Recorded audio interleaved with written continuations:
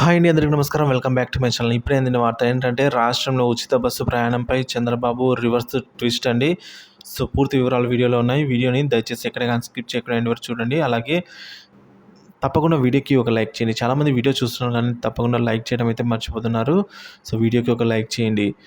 ఇక సబ్స్క్రైబ్ చేసుకున్నట్లయితే మన ఛానల్ సబ్స్క్రైబ్ చేసుకున్న ద్వారా నేను చేసే ప్రతి ఒక్క వీడియో మీ వరకు రీచ్ అవుతుంది. ఇక విషయానికి వచ్చినట్లయితే పర్ 6 6 గ్యారంటీ హామీల పథకాలను ముందుకు తీసుకొచ్చిన టీడీపీ ఈ ఎన్నికల్లో సూపర్ 6 అయితే విక్టరీ సొంతం చేసుకుంది.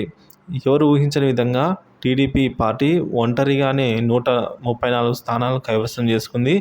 మొత్తం కూటమి 164 స్థానాలను విజయ డంకా మోగించింది. వీటిలో జనసేన పోటీ చేసిన 21 అసెంబ్లీ స్థానాల్లో విజయం సాధించింది. జనసేన సరికొత్త చరిత్రని సృష్టించింది. ప్రజలపై టీడీపీ వాడిన ప్రధాన అస్త్రం ఏంటంటే సూపర్ 6. సో ఇప్పుడు అసెంబ్లీ ఎన్నికల్లో టీడీపీ అధికారంలోకి రావడంతో సూపర్ 6 అమలు ఎప్పటి నుంచి షురూ అవుతుందనేది హాట్ టాపిక్గా మారింది. అంతేకాకుండా తన తొలి సంతకం మెగా డిఎస్సి పైనే అన్న చంద్రబాబు మాటలపై నిలబడతారా అన్న అనుమానాలు కూడా రేకెత్తుతున్నాయి.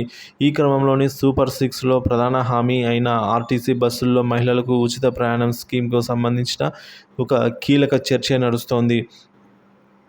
సో ఈ విధంగా అయితే మాట మీద ఉంటారా లేకపోతే లేట్ చేస్తారా అలా అన్న పూర్తి అనుమానాలు అయితే వ్యక్తమవుతున్నాయండి.